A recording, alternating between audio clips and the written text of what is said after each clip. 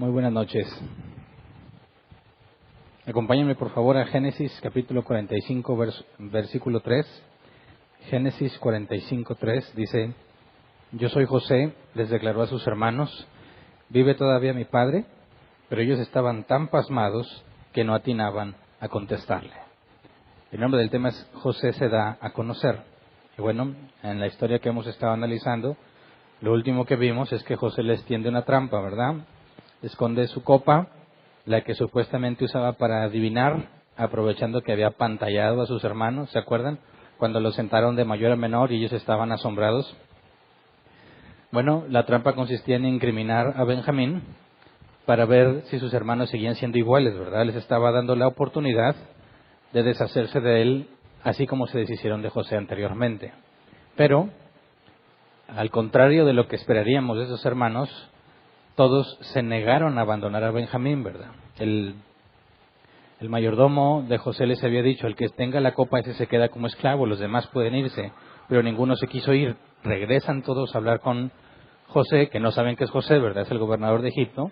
Y lo último que vimos es que Judá se ofreció en lugar de Benjamín. Recordemos eso en Génesis 44, versículo 33 al 34.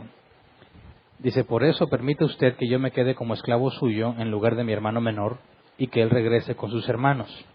¿Cómo podré volver junto a mi padre si mi hermano menor no está conmigo?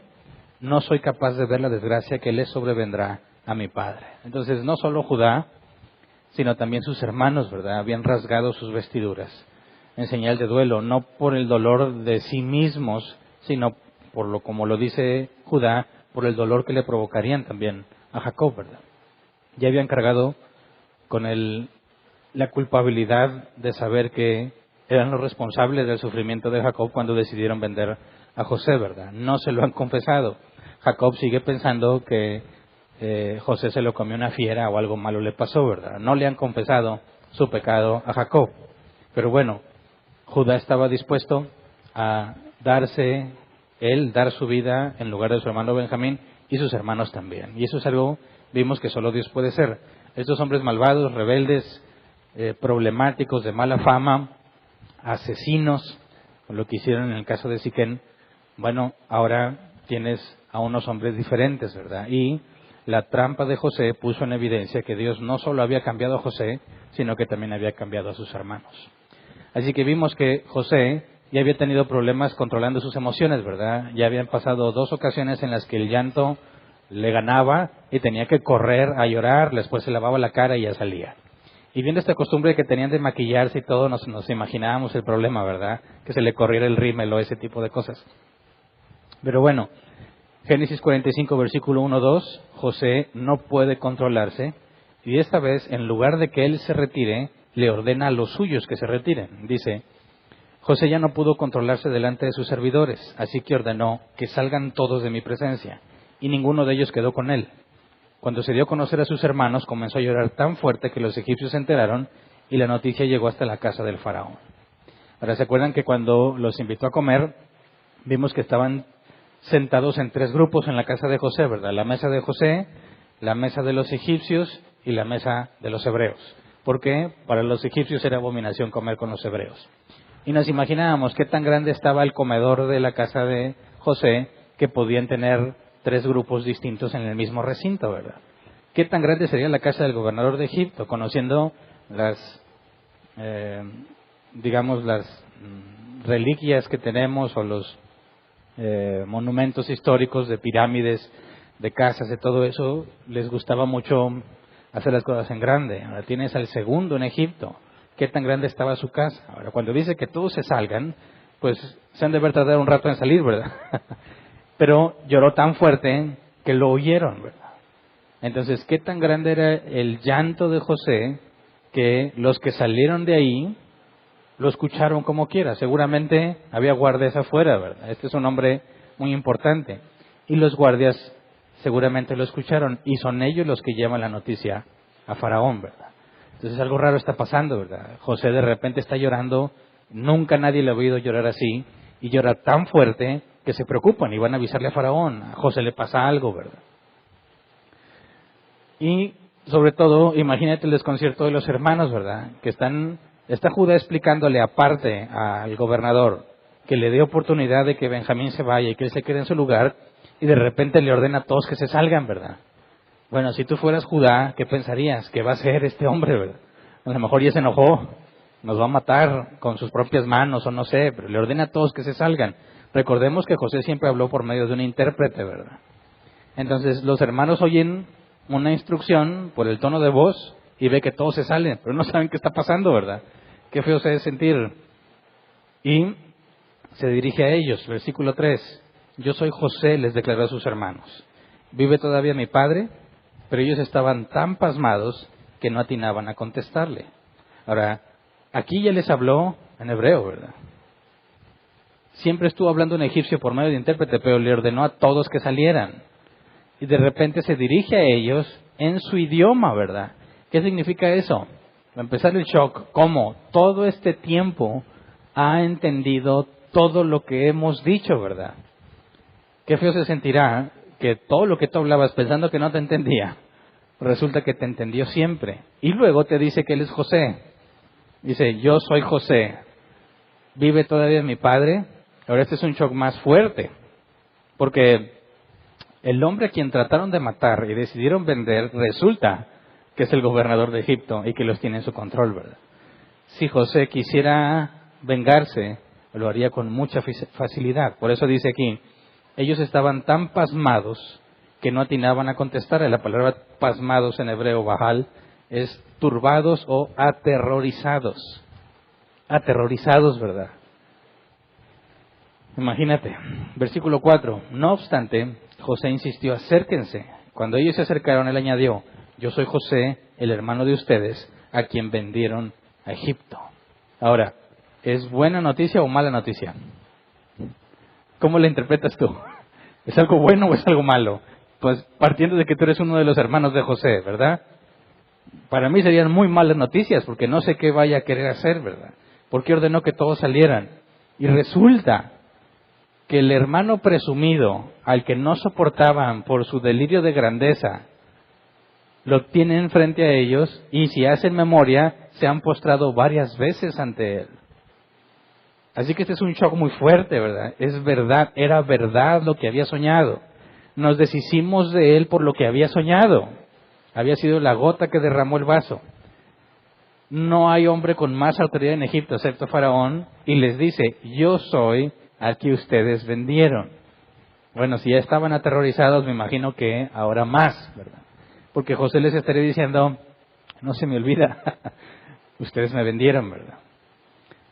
Entonces, yo digo que son malas noticias. Ellos lo ven como malas noticias. No creo que se alegren, ¿verdad? Quizás habría una mezcla de sentimientos. Qué bueno que está vivo, pero al mismo tiempo, qué mal que está vivo, ¿verdad? Con toda esa autoridad que tiene, ¿qué va a hacer? Pero bueno, José les explica, fíjate la forma que les va a explicar, les explica que es Dios quien lo ha hecho y no ellos. Génesis 45, 5 al 8 dice, pero ahora, por favor, no se aflijan más ni se reprochen al haberme vendido, el haberme vendido, pues en realidad fue Dios quien me mandó delante de ustedes para salvar vidas. Ahora les dice, no se aflijan más ni se reprochen. Lo último que supimos es que cuando el mayordomo los descubre con la copa, dicen, esto nos ha sobrevenido por lo que habíamos hecho, ¿verdad? Habían llegado a la conclusión de que Dios estaba haciendo justicia con ellos. Y seguramente se le comunicó a José, porque José no estaba ahí cuando lo dijeron ellos, ¿verdad? Y les dice, ya no se aflijan más ni se reprochen. Dios fue quien me mandó delante de ustedes a salvar vidas. Versículo 6. Desde hace 2 años la región está sufriendo de hambre y todavía faltan 5 años más en que no habrá siembras ni cosechas. Por eso Dios me envió delante de ustedes para salvarles la vida de manera extraordinaria y de ese modo asegurarles descendencia sobre la tierra. Fue Dios quien me envió aquí y no ustedes. Él me ha puesto como asesor del faraón y administrador de su casa y como gobernador de todo Egipto. Ahora, esto es muy difícil de procesar, ¿no? Ok, lo primero es, Dios me mandó. Fue Dios quien lo hizo. Fue Dios el que planeó. Pero ellos saben que no tomaron en cuenta a Dios para nada cuando decidieron venderlo, ¿verdad? Y les dice, desde hace 2 años la región está sufriendo de hambre y todavía faltan 5 más. ¿De qué está hablando? O sea, ellos no saben nada de los sueños, ¿verdad? ni de los 7 años de abundancia y los 7 años de escasez que venían adelante. José les está dando demasiada información, no la van a poder procesar, no van a entender qué significa esto de que faltan 5 años más. Ellos no tienen contexto, ¿verdad? Pero lo que podemos ver que enfatiza es, Dios fue quien lo hizo. Esto fue Dios. Y aquí tenemos que preguntarnos necesariamente esto, ¿verdad? Si fue Dios quien lo hizo, ¿cómo explicamos que los hermanos lo decidieron vender por su propia voluntad? De su propia maldad, ¿verdad? Ellos no le preguntaron a Dios, no lo tomaron en cuenta, Dios tampoco se los pidió y tampoco los obligó. Entonces, ¿cómo es que Dios lo hizo, verdad? Y este es un problema muy común. Y si Dios lo hizo, entonces, ¿son ellos inocentes porque estuvieron haciendo la voluntad de Dios? Es decir, a ver, ellos decidieron vender a José, ¿verdad? Primero lo querían matar. Rubén los disuade, entonces nada más lo venden. Se deshacen de él y son felices por un tiempo. Y luego José le dice, no, pero no fueron ustedes, fue Dios. Dice, bueno, ¿y mi recompensa? Digo, por servirle a Dios, ¿no? Dado que Dios me usó, entonces estoy bien. ¿Podría Dios acusarlos de pecado si terminaron haciendo la voluntad de Dios? ¿Sí o no? Si me dices que no, bueno, pues, entonces ¿dónde está la justicia, verdad? Si me dices que sí, dice, pues ¿qué opción tenían ellos, verdad? Si fue Dios quien lo hizo. Y este es un dilema muy común con los ateos, ¿verdad? Para nosotros no debe ser problema en este punto, porque ya estudiamos la soberanía, pero vamos a resolverlo como quiera de una forma breve, ¿verdad? Dios es soberano. Implica que Él hace lo que quiere, como quiere, cuando quiere, donde quiere, con el que Él quiera, ¿verdad? Y si quiere. Vamos a Proverbios 19:21. Porque esta soberanía incluso está sobre los planes y pensamientos humanos, sobre las decisiones de las personas. Dice, el corazón humano genera muchos proyectos, pero al final prevalecen los designios del Señor. ¿Ok? Dios termina haciendo lo que Él quiere a pesar de tus planes, a pesar de tus proyectos. Proverbios 20:24, los pasos del hombre los dirige el Señor. ¿Cómo puede el hombre entender su propio camino? Y luego Santiago 4:13 al 15 dice, ahora escuchen esto. Ustedes que dicen, hoy o mañana iremos a tal o cual ciudad, pasaremos ahí un año, haremos negocios y ganaremos dinero. Y eso que ni siquiera saben qué sucederá mañana. ¿Qué es su vida? Ustedes son como la niebla que aparece por un momento y luego se desvanece. Más bien debieran decir, si el Señor quiere, viviremos y haremos esto o aquello. Entonces, esto es fácil de entenderlo cuando vemos a las personas haciendo el bien, ¿verdad? Porque dices, bueno, es que Dios lo hace. Pero ¿cómo le explicas cuando ves a las personas haciendo el mal y al mismo tiempo dices, Dios lo hizo? Ahí como que ya no cuadra, ¿verdad? A ver, ¿le hicieron un bien o un mal a José cuando lo vendieron? Bueno, desde la perspectiva de ese momento es algo malo, es algo injusto, pero Dios lo hizo. Pero Dios no peca, ¿verdad? ¿Cómo puede Dios haber hecho algo malo y permanecer santo? ¿Los obligó a hacerlo? No. Sin embargo, la Biblia nos dice que es Dios quien dirige los pasos del hombre. Pero los hombres malvados ni siquiera toman en cuenta a Dios.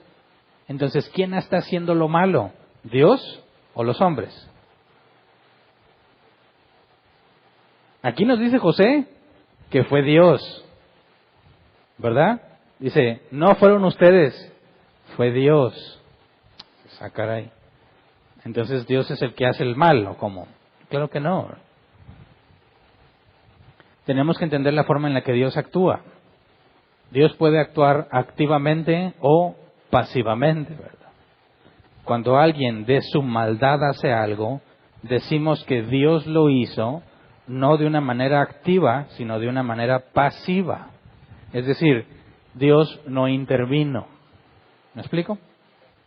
Cuando algo bueno sucede, Dios interviene.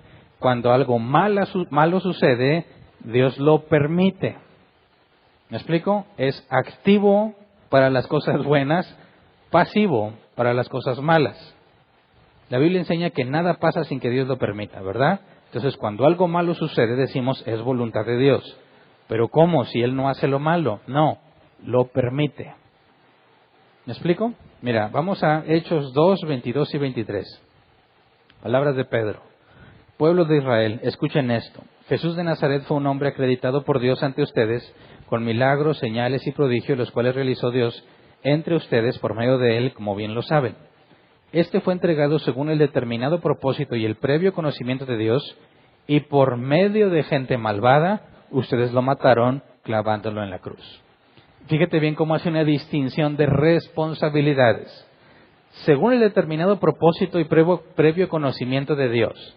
O sea, Dios ya había ordenado que eso pasara, ¿verdad? Y luego dice, por medio de hombres malvados, ustedes lo mataron. Pero Dios ya lo había ordenado. Fíjate bien, Pedro está diciendo, sucedió porque Dios lo ordenó, pero ustedes son responsables. ¿Cómo entendemos eso? Bueno, Dios permitió que la maldad de estos hombres terminaran con la vida de Cristo para que Dios cumpliera su propósito. Es decir, usa la maldad de las personas, incluso del mismo Satán, para llevar a cabo sus planes. No los obliga a hacerlo, les permite hacerlo. Libremente lo hacen. No es que dijeran ellos, le voy a servir a Dios, así que vamos a vender a José. No. Ellos no están tomando en cuenta a Dios, y Dios sabe que en su maldad lo van a hacer y lo permite. Y cuando lo permite, lo hace porque tiene buenas razones para permitirlo. ¿Me explico? Nos hicimos esta pregunta con José. Dijimos, ¿por qué Dios permite tanta injusticia en la vida de José? Que lo vendan y luego que lo acusen falsamente de violación o de intento de violación, y luego que se los olvide y lo dejan en la cárcel guardado Potifar para no meterse en problemas con su esposa. Dijimos, ¿por qué Dios permite eso? Bueno, permitió la maldad con el propósito de que José terminara siendo gobernador de Egipto. ¿Fue la voluntad de Dios? Claro. ¿Dios los obligó a las personas que le hicieron mal a José? No. Siguen siendo responsables de sus propias acciones, de sus propios malos deseos. Dios los permitió. Pero aquello que no va de acuerdo a la voluntad de Dios, aunque brote de la maldad humana, Dios lo puede restringir.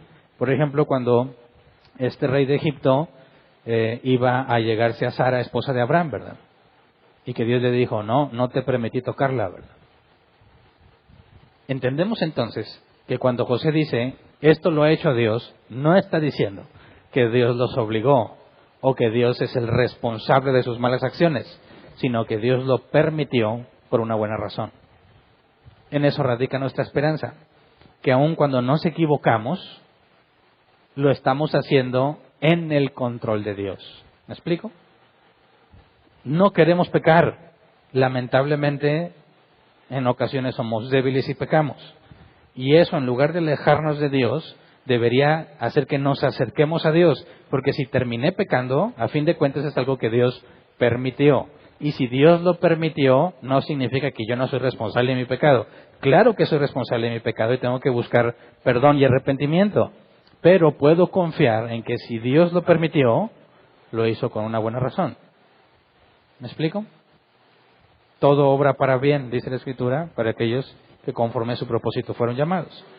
Entonces, yo no sé si estos hermanos de José pueden captar todo lo que José les está diciendo cuando les dicen, no fueron ustedes, sino que fue Dios.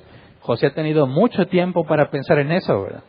A los hermanos los está saturando de información, es demasiado para procesar. Versículo 9 al 13. Le dice, vamos, apúrense, vuelvan a la casa de mi padre y díganle, así dice tu hijo José, Dios me ha hecho gobernador de todo Egipto, ven a verme, no te demores.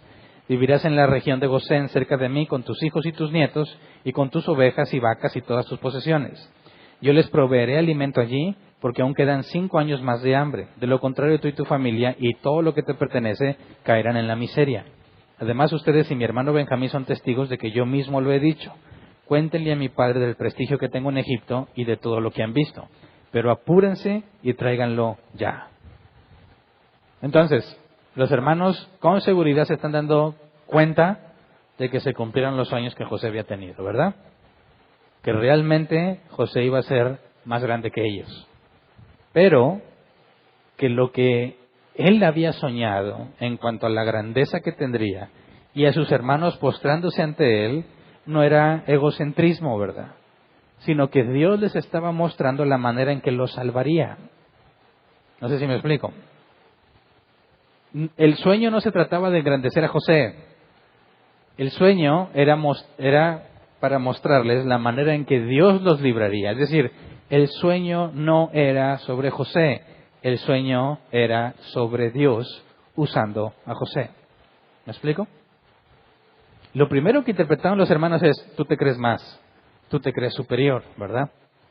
Pero no se trataba el sueño de eso, ¿verdad? A un Jacob se le hizo raro, dijo, ¿qué sueño es este? Dice, pero meditaba en eso, dice la Escritura. Ahora, con esta información, puedes saber que el sueño que Dios mostró fue muy mal interpretado tanto por los hermanos, como por Jacob, como por el mismo José, ¿verdad? Cuando fue nombrado gobernador, dice él, se olvidó de la casa de su padre. Él pensó que solamente se trataba de que Dios le iba a hacer justicia, que le iba a pagar todo su sufrimiento y que le iba a recompensar. Él creyó que hasta ahí llegaba. Pero lo que está diciendo es, no, el sueño no era sobre mí. El sueño era un mensaje de Dios diciendo cómo nos iba a librar a todos de la muerte. Por eso es importante que siempre tengamos en cuenta las palabras de Jesús. La Escritura dice que Jesús dijo que toda la Escritura habla de Él, ¿verdad? Entonces, cuando nosotros analizamos la palabra de Dios, tenemos que ver cómo esto nos apunta a Él, ¿verdad? No caigamos en el error de los hermanos. A ver, José, ¿soñaste eso? Bueno, es porque te crees mucho. No, sino que a pesar de José y a pesar de la maldad de sus hermanos, Dios les estaba mostrando cómo los iba a salvar de la muerte. Y eso es lo que José les está diciendo. Dios me trajo para librarlos de una manera extraordinaria, para que no se mueran. Regrésense y vénganse a vivir aquí. José entiende, ese era el propósito de Dios, que por medio de mí salvara a la familia que Dios había escogido para traer el Mesías. ¿Me explico? Aquí José, ahora sí, acaba de comprender lo que ese sueño significa. José fue puesto ahí no porque José era bueno, no porque él iba a ser grande, sino que era la forma en la que iba a salvar a su familia. Preservar el linaje que Dios estaba guardando para que se cumpliera la profecía en Génesis 3. Un hijo de Eva le aplasta la cabeza a serpiente, ¿verdad? Entonces, ¿cómo se sentirán los hermanos si analizan eso, verdad? A ver, José soñó eso, pero es que era Dios diciéndonos esto, pero nos cayó tan gordo José que lo queríamos matar. ¿Cómo crees que se sienten, verdad? El saber que no están comprendiendo las cosas que Dios quiere hacer y le interpretaron tan mal que desearon matarlo. Yo no creo que se sientan contentos. Yo no me los imagino contentos aquí. Yo me los imagino preocupados, angustiados. Su culpabilidad ante José, la autoridad que tiene José, luego entender o tratar de entender lo que José les dice acerca de los planes de Dios. Ahora, soy culpable también ante Dios, ¿verdad? Porque no pude ver lo que Dios estaba comunicando en realidad. Y les dice, regresen a su casa y vénganse a vivir aquí. O sea, ya no van a tener hambre. Aquí yo les voy a dar lo que necesitan. Es decir, se acaba el problema. Se acaba la crisis. Pero, ¿aceptarías eso gratis después de lo que hiciste? ¿O no? Uno de los problemas más grandes con los cristianos es que no se perdonan a sí mismos. No sé cómo ponerlo. Pecaste, ¿verdad? Y le pides perdón a Dios, pero no te sientes perdonado. La Biblia dice que Dios es fiel y justo para perdonarte, pero no te sientes perdonado y luchas internamente. No, es que no me ha perdonado porque no me siento perdonado. Pero en ningún lado la Biblia dice que tus sentimientos revelan la voluntad de Dios, ¿verdad? Tus sentimientos no tienen nada que ver con la voluntad de Dios. Entonces, si tú le pides perdón a Dios, sincero, genuino, y buscas el arrepentimiento, la Biblia dice que Dios es fiel y justo para perdonarte, pero no lo sientes. y de alguna manera tratas de compensar. Por eso puedes ver que muchos cristianos cuando pecan y le piden perdón a Dios, tienen como un pico de energía donde le echan muchas ganas y quieren hacer las cosas bien. Y luego se apagan y vuelven a la normalidad. Una vez hace varios años, no era pastor yo todavía, pero estaba a cargo de un grupo. Una parejita que constantemente faltaban y no les importaba, de repente llegaron muy interesados en servir. Oye, queremos que nos dé chance de servir, tenemos planes para Dios. Y yo decía, ¿qué les pasa? ¿Qué mosca les picó? Nunca les ha interesado el grupo, nunca les ha interesado las cosas de Dios. De repente llegan bien motivados, que quieren hacer cosas y que tienen planes y que les den la oportunidad. Esto está muy raro. Bueno, pues vamos a platicarlo, ¿verdad? Vamos a ponernos de acuerdo. No, ya, cuanto antes. No, pues así no es, hay que planearlo. Bueno, a una semana después resultó que estaban embarazados. Muchachitos jovencitos. Pero ese fenómeno de querer compensar, dar algo a cambio, algo que te haga sentir mejor para saber que fuiste perdonado, eso es un error, ¿verdad? No hay nada que tú puedas dar a cambio, ¿verdad? Y ese es el conflicto. Dices, no, es que no puede ser que así nomás y ya, ¿verdad? Yo tengo que hacer algo. Claro, te tienes que arrepentir. Pero eso es muy distinto a querer compensar de alguna manera, haciendo cosas buenas, como si eso dijera Dios, ándale, bueno, te doy chance, ¿verdad? No son los méritos tuyos, son los méritos de Cristo. Cuando hay arrepentimiento, vas a apartarte de ese pecado y vas a vivir de otra manera, ¿verdad? Pero eso es una consecuencia natural del arrepentimiento. No es algo que tú tienes que hacer para convencer a Dios, o para demostrarle que hizo una buena inversión en ti, o demostrarle que vale la pena haberte perdonado porque ahora va a recibir algún beneficio. No. Entonces estos hermanos tienen este shock, ¿verdad? Todo lo que le han hecho, y José les dice, vengan y yo los voy a mantener. No es fácil de aceptarlo, no es fácil de procesarlo, ¿verdad? Versículo 14 y 15. Y abrazó José a su hermano Benjamín y comenzó a llorar. Benjamín a su vez también lloró abrazando a su hermano José. Dice, luego José, bañado en lágrimas, besó a todos sus hermanos. Solo entonces se animaron ellos a hablarle. Fíjate, no habían dicho nada. No se atrevían. Pues es que los entiendo, ¿verdad? A ver, ya toma sentido porque estaba tan extraño este gobernador, ¿verdad? Ya me he dicho, oye, si tú fueras este hermano de José y el gobernador te hace preguntas tan específicas sobre si tienes otro hermano, si tu papá todavía está vivo, que vayas y que lo traigas, eso está muy raro. Y sus cambios de ánimo repentinos es bipolar, dicen. El gobernador estaba feliz, de repente se ponía enojado, ¿verdad? Cambiaba de opinión muy fácil. Estabas hablando con él, de repente se iba corriendo de la nada y regresaba con la cara lavada. Está loco este hombre, ¿qué le pasa? Bueno, cuando dice, yo soy José, ya caigo, ¿verdad? Ya entiendo qué trampa nos puso con la copa de Benjamín.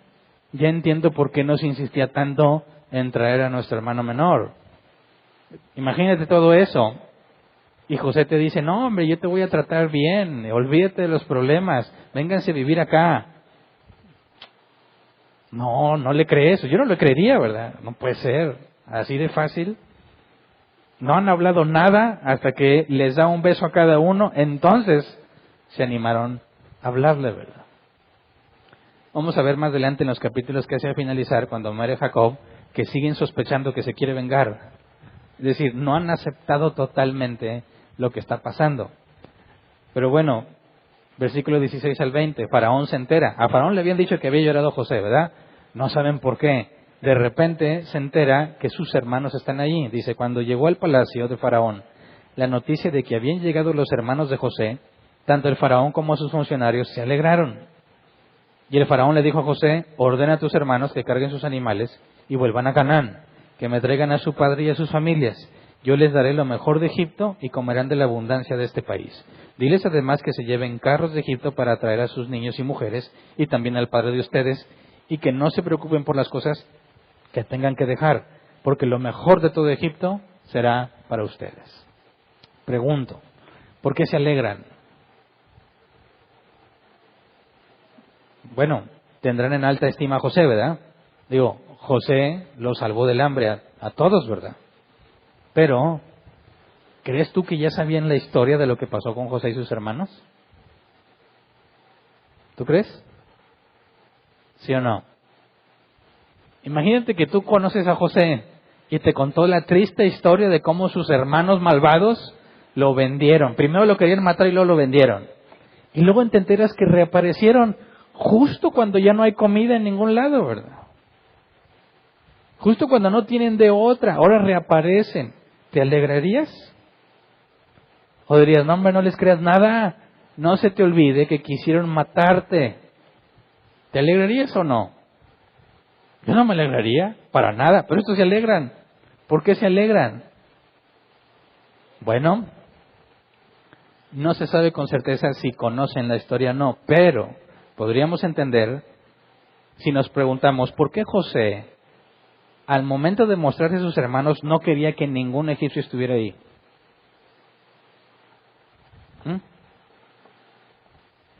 Salgan todos. ¿Por qué? ¿Qué acaso su mayordomo no es de toda su confianza? ¿Qué acaso no le ayudó con todos sus planes? ¿No, acaso no fue el que sembró la copa en el saco de Benjamín? Pero no quiere que ninguno esté ahí. ¿No te parece raro? Es una teoría mía y de otros comentaristas bíblicos que José está preservando la reputación de su familia porque quiere traerlos a vivir aquí. ¿Tú le contarías a Faraón, si fueras José, qué clase de personas eran tus hermanos y luego le dices que los vienes a traer a vivir acá? ¿Les parecerá buena idea a los egipcios? Yo no creo. Menos en la tierra de Gosén, ¿verdad? Más adelante vamos a ver cómo era esa tierra. Pero bueno, a mí me parece que cuando José ordena que todos salgan y habla directamente con ellos, está manteniendo en secreto lo que está pasando. José ha decidido perdonarlos porque vio evidencia de arrepentimiento. Y no sería sabio que todos se enteren de lo que les hizo, lo que ellos le hicieron a José. Porque ¿cómo podría tener tranquilidad Faraón sabiendo que estos hombres van a vivir ahí con toda su familia? Entonces a mí me parece que el hecho de que ellos se alegren es porque no saben lo que los hermanos le hicieron a José. Y el hecho de que los haya sacado de la casa es para mantenerlo en secreto, dejarlo en el pasado y simplemente empezar de nuevo. Eso es importante y eso es sabio. José era muy sabio, ¿verdad? Y eso es sabio y todos debemos aprender de esa sabiduría. Cuando tú tienes conflictos familiares, no se lo cuentes a nadie, porque luego ustedes se arreglan, pero a los que les contaste ya no vuelven a ver a tu familia igual. Los que están casados y tienen problemas, no le cuentes a tu familia. Si tú vas y dices, no hombre mamá, esta señora que tengo en la casa, hombre, hace esto y hace el otro. Sí, ok, te desahogaste. Luego te arreglas con tu esposa, pero a tu mamá no se le va a olvidar todo lo que dijiste.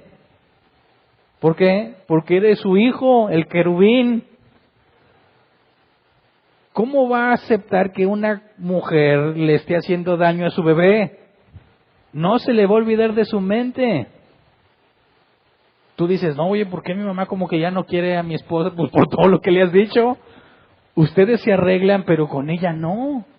No es sabio. Dicen, no es bíblico, pero la ropa sucia se lava en casa, ¿verdad? Fíjate cómo José está haciendo precisamente eso. Este conflicto familiar, a ver, todos sálganse. Lo arreglamos entre nosotros. Y ya que nos arreglamos, asunto arreglado.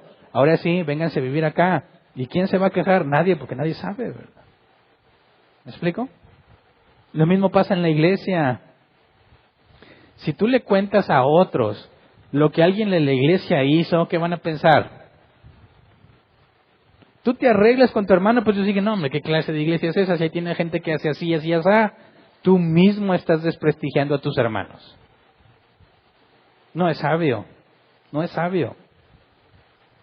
José está prácticamente aplicando Mateo 18, ¿verdad? Se arregla con ellos, sin testigos. Quedó arreglado, ahí se muere el asunto. Asunto arreglado. No es necesario traer más testigos para eso. Es lo que Jesús dice en Mateo 18:15. Si tu hermano peca contra ti, ve y repréndele estando tú y él solos. Es el mismo propósito. No desprestigies a tu hermano innecesariamente. Si se arrepiente, nadie se va a enterar de su mal proceder. No tienes por qué perjudicar su testimonio con los demás. Por eso, si alguien le cuenta a otro sobre el pecado de alguno sin decírselo primero a él, es un grave pecado. Es una enorme muestra de falta de amor, porque no te interesa su testimonio. No te interesa preservar su imagen. Lo desprestigias. Cuando tú te arregles con él, ese desprestigio ya no lo puedes corregir. ¿Se entiende? No aceptes que te hagan testigo de una forma incorrecta. Si alguien viene y me dice, oye, es que vengo a decirte no sé qué de fulano. ¿Ya hablaste con él o con ella? No me digas nada. No vengas a contaminarme a mí la mente. Arréglate primero ya. ¿Quieres un testigo? Entonces puedes invitarme como testigo si quieres. Pero no me vengas a contaminar la mente. No me vengas a manchar el testimonio de él o ella. Hasta que hables con él. Ya si no se arrepiente, entonces busca testigos. Pero no te adelantes. Es una enorme falta de amor dañar el testimonio de alguien sin siquiera haber dado la oportunidad de arrepentirse primero. Por eso es pecado no cumplir con Mateo 18, desde el primer paso. Y es una falta grave. José se asegura que esto quede en familia. Lo que pasó por voluntad de Dios. Dios así lo planeó para llevar a cabo sus planes. Dejemos eso atrás, vénganse a vivir conmigo. Les voy a dar una tierra en específico. Les voy a dar todo el alimento que necesitan. Vayan y díganle a mi papá que estoy vivo. Tráiganlo lo más pronto posible. Faraón se entera y dice el versículo 17, y el faraón le dijo a José, ordena a tus hermanos que carguen sus animales y vuelvan a Canaán, que me traigan a su padre y a sus familias. Yo les daré lo mejor de Egipto y comerán de la abundancia de este país. Afirmando lo que José planeaba hacer, ¿verdad? Diles además que se lleven carros de Egipto para traer a sus niños y mujeres y también al padre de ustedes, y que no se preocupen por las cosas que tengan que dejar, porque lo mejor de todo Egipto será para ustedes. Les está diciendo en pocas palabras, les pago un viaje redondo, ida y vuelta, con todos los gastos pagados, desde el transporte y todo, viáticos, porque también les van a dar para el viaje, pero vénganse a vivir aquí. Dejen todo y vénganse a vivir aquí. ¿Es una decisión fácil? No es nada fácil tampoco, pero hay mucha hambre, ¿verdad? Dejen todo lo que tienen, vénganse a vivir acá. ¿Quién lo está diciendo? Faraón. Ok. José, al que traicionamos, nos está diciendo eso. ¿Qué tan confiable es José? ¿Quién sabe? Esto está pasando en un periodo muy breve de tiempo, tal vez en el mismo día o en 2-3 días a lo mucho. No tienen mucho tiempo para pensarlo, ¿verdad? Entonces, bueno,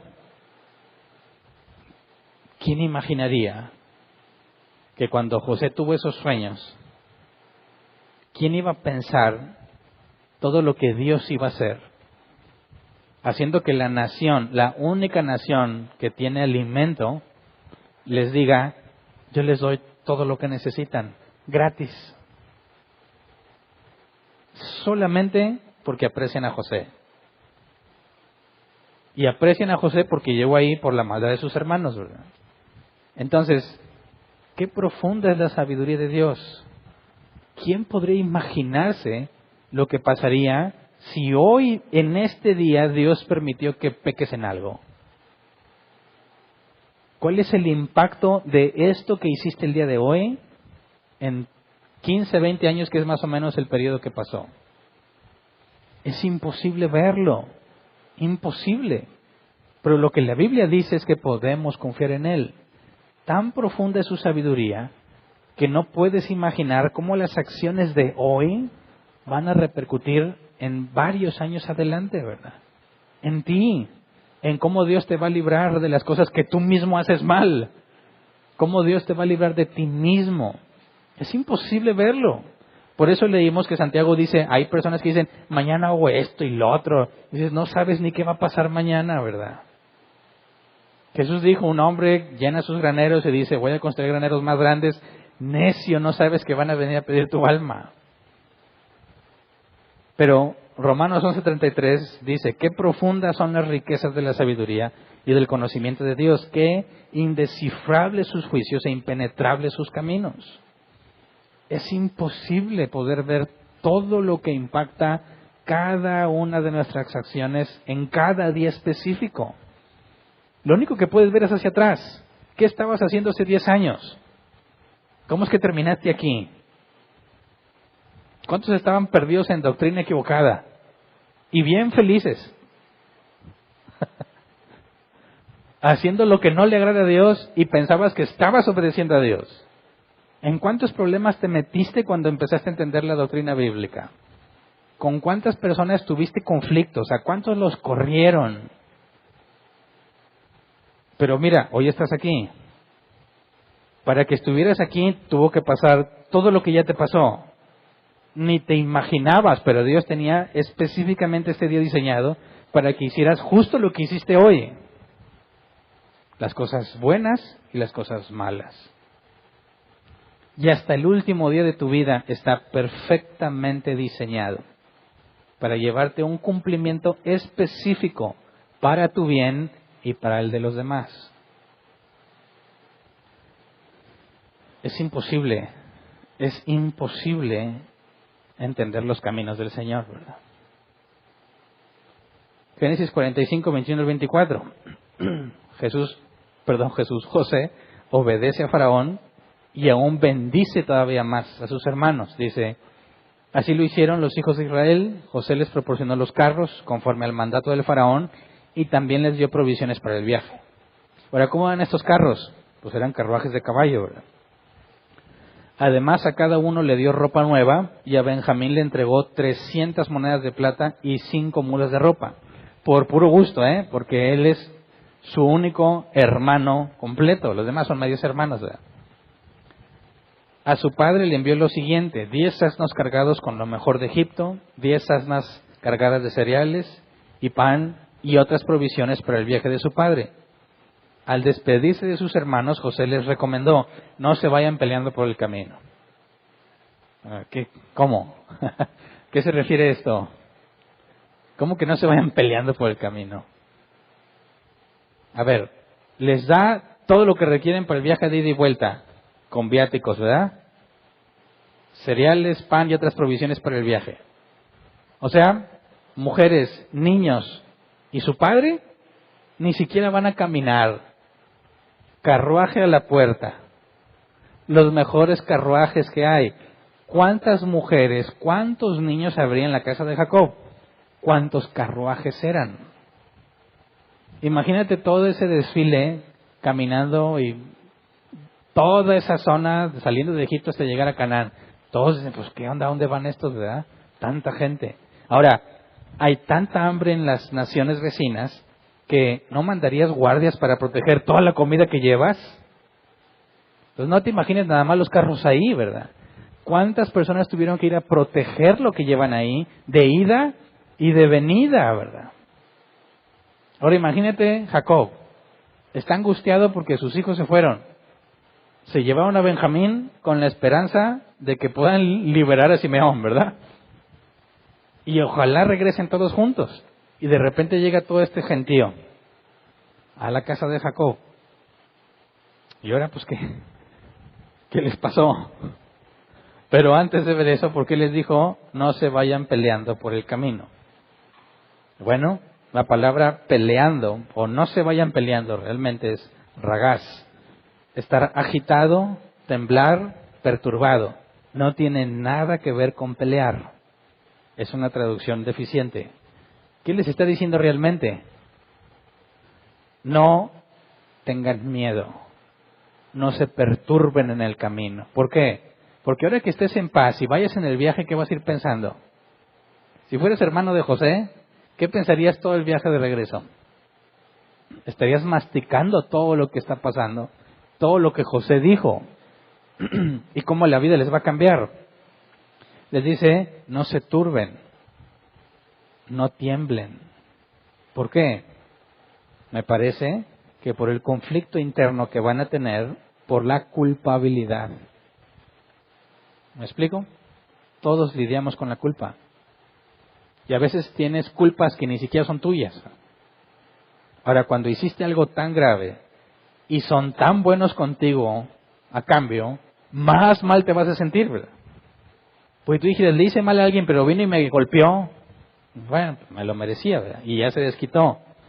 Pero cuando le haces mal a alguien y vienen y te regalan todo lo que necesitas, hoy se siente muy feo, ¿verdad? Porque ¿qué has hecho tú? No, lo único que le has hecho es mal, ¿verdad? Y ese conflicto puede hacer mucho daño. Y le dice José, no se perturben, no tengan miedo cuando vayan de regreso. Olviden ya eso, queda perdonado, dejen de sentirse culpables. Dejen de pensar en eso, acepten los regalos. ¿Sabes? Cuando tú buscas restaurar una relación y estás perdonando alguna ofensa, muchas veces hay un conflicto en la persona que no se perdona a sí mismo o que no acepta lo que le das. Porque dices, es que no me lo merezco. Y dices, que no te lo doy porque te lo merezcas. Te lo doy porque quiero dártelo. No, es que no me lo merezco. Y eso es un conflicto que puede arruinar relaciones, ¿verdad? Le dice José, olvídate de eso, acepta los regalos, sé feliz, su vida va a cambiar, ya no van a vivir allá, van a vivir aquí, van a tener lo mejor de lo mejor, no van a padecer hambre. No se preocupen, no se perturben en el camino. Eso es a lo que se refiere, no que no se vayan a pelear, ¿verdad? Entonces, por fin llegan a casa de Jacob, versículo 25 al 28. Los hermanos de José salieron de Egipto y llegaron a Canaán, donde residía su padre Jacob. Al llegar le dijeron, José vive, es el gobernador de todo Egipto. Jacob quedó atónito y no les creía, pero ellos le repetían una y otra vez todo lo que José les había dicho. Y cuando su padre Jacob vio los carros que José había enviado para llevarlo, se reanimó. Entonces exclamó, con esto me basta. Mi hijo José aún vive, iré a verlo antes de morirme. Bueno, todavía le faltaban un buen de años para morirse, ¿verdad? Pero pues él ya se sentía, como muchos viejitos, ¿verdad? Dicen, no, ya este año me muero. No sé si alguno has conocido a alguien así que dice, este año no paso. Y pasa el año y dice, ahora sí de este no paso. Y así. Y pasan años y años y, tanto estás diciendo que te mueres y te mueres, no te mueres. Pero me imagino que cuando llegues a esa edad ya lo ves más cerca que lejos, ¿verdad? No sé. Estás muy jovencito y dices, morirse, eso a mí no me va a pasar, a mí me falta mucho. Pero conforme empiezas a crecer, dices, caray, creo que ya estoy más para allá que para acá, ¿verdad? Es un error, ¿verdad? Nadie tiene sus días, nadie sabe el límite de sus días. Como te puedes morir hoy mismo, puede que te mueras muy longevo. Pero bueno, Jacob dice, iré a verlo antes de morirme, ¿verdad? Pero fíjate, le dicen, el gobernador de Egipto, el que nos mandó acá, el que te hizo estar tan angustiado porque quiere a Benjamín, el que le teníamos miedo por lo que nos podía hacer, bueno, ese es José. No es fácil de digerir tampoco, ¿verdad? ¿Qué es lo que lo convence? Porque no les cree nada de ellos, los carros de Egipto. ¿Qué otra explicación hay para que los carros de Egipto estén ahí? Y eso es lo que hace que Jacob diga, ok, con esto me basta. Pero, ¿le confesaron lo que pasó o no? Fíjate bien, dice, le repetían una y otra vez todo lo que José les había dicho. Así que existe la posibilidad, no se especifica literalmente, ¿verdad? Pero José les dijo, yo soy José al que ustedes vendieron a Egipto.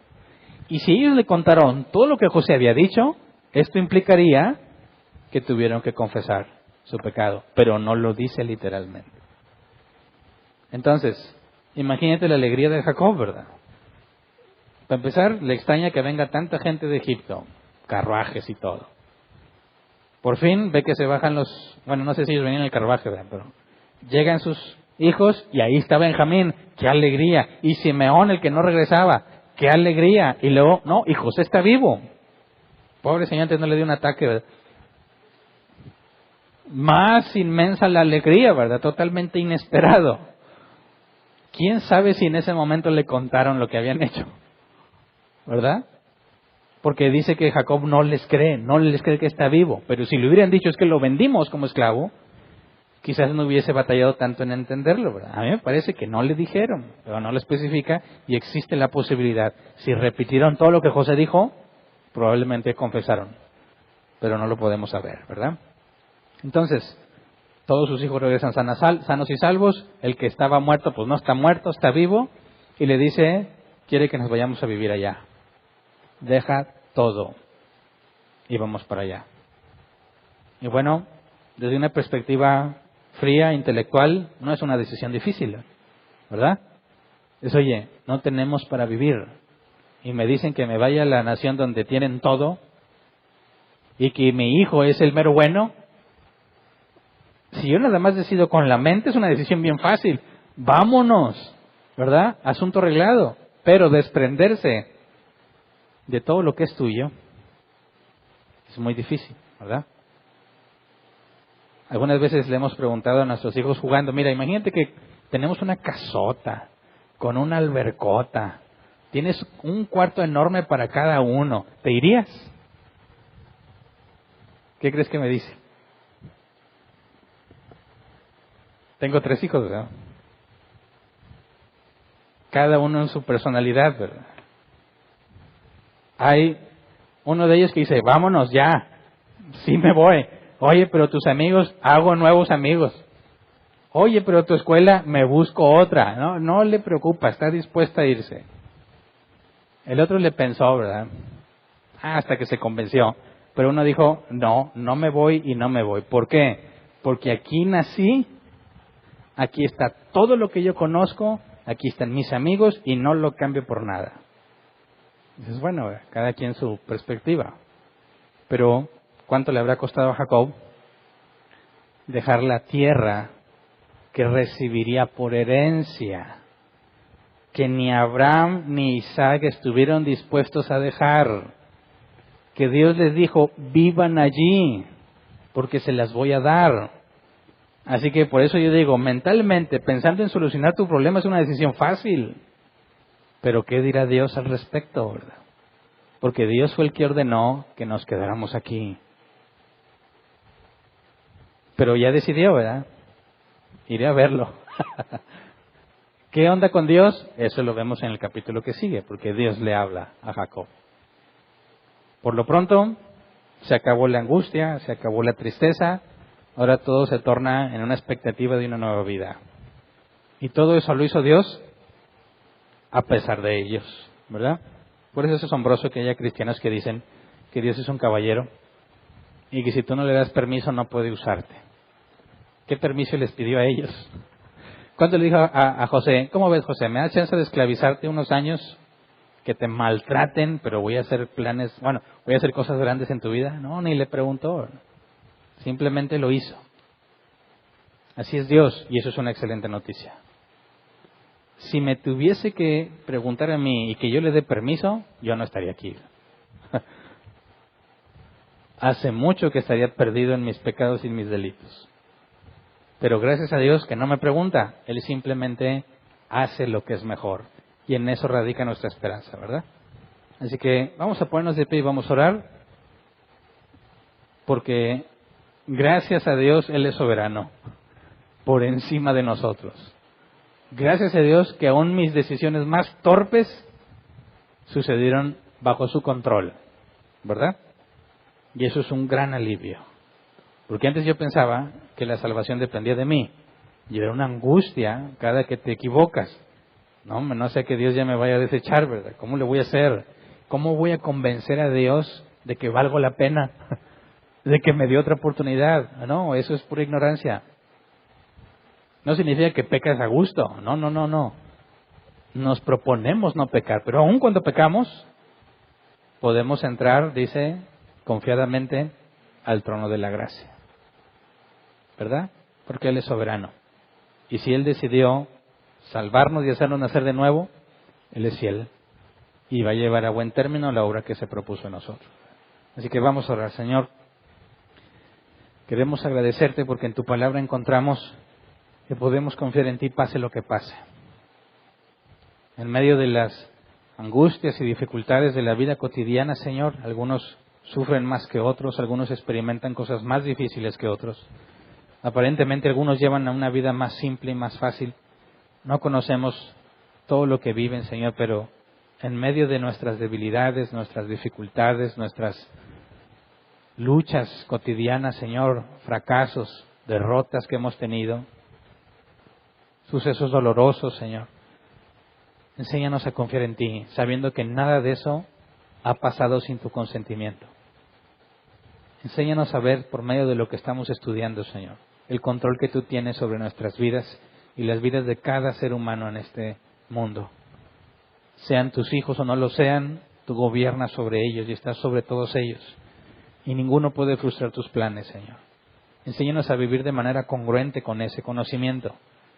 Que tengamos el entendimiento correcto, Señor, para no estar angustiados por las cosas que suceden día a día, ya sea por cosas que están fuera de nuestro control o cosas que nosotros voluntariamente, Señor, hicimos mal.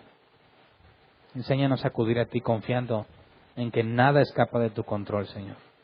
Enséñanos a acudir a ti sabiendo que nunca nos has amado por lo que hicimos, sino por los méritos de Cristo, no por nosotros, por las obras que hemos hecho, sino a pesar de nosotros y de las obras que hemos hecho. Gracias, Dios, porque nada nos separará de tu amor. Gracias, Padre, por tanto que nos has soportado, tanta paciencia que nos has tenido, tanto amor que nos has mostrado, porque nos has dado inmensamente más de lo que merecemos, Señor. En lugar de consumirnos en tu justicia, nos has mostrado misericordia y nos has dado gracia. Y nos ves por medio de Jesús como si fuésemos perfectos. Nos tratas y nos bendices como si lo fuéramos, Señor. Es algo que jamás podemos pagarte, Señor, o compensarte. Enséñanos a aceptar lo que nos das. Enséñanos a entender las cosas como tú las ves. Enséñanos, Señor, a usar tu palabra, que nos des el entendimiento para poder obtener sabiduría, para saber cómo vivir nuestros días, cómo enfrentar nuestras luchas y dificultades, haciéndolo con sabiduría, Señor, sabiendo que tú tienes control de todas las cosas. Gracias, Señor, porque reconocemos que no estaríamos aquí estudiando tu palabra si no hubiese sido por todo lo que has hecho en nuestras vidas. Permitiste mucho tiempo la ignorancia en nosotros, permitiste muchas cosas equivocadas, pero podemos ver ahora el propósito que tenías, Señor. Nos traías a tu luz, a tu entendimiento, en el tiempo que tú sabías que era el correcto, Señor. Gracias, porque no depende de nosotros, sino de tu soberana voluntad. Amén. ¿Pueden sentarse? Pasemos a la sección de preguntas. Tenemos 15 minutos. Si tienes una pregunta, levanta tu mano, te llevan el micrófono y si nos queda tiempo, contestamos preguntas en línea. ¿Alguien tiene alguna duda?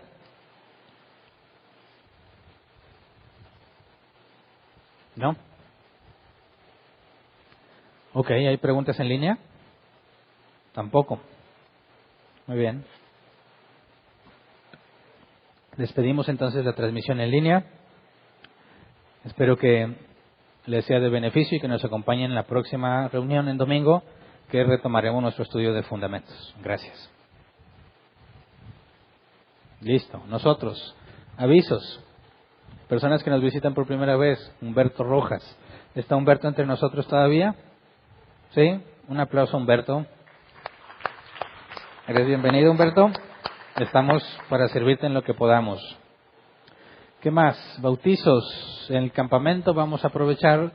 Ahí hay agua y como dijo el eunuco, ¿qué impide que ya me bautice? Entonces los que no se han bautizado, es uno de los sacramentos, ¿verdad?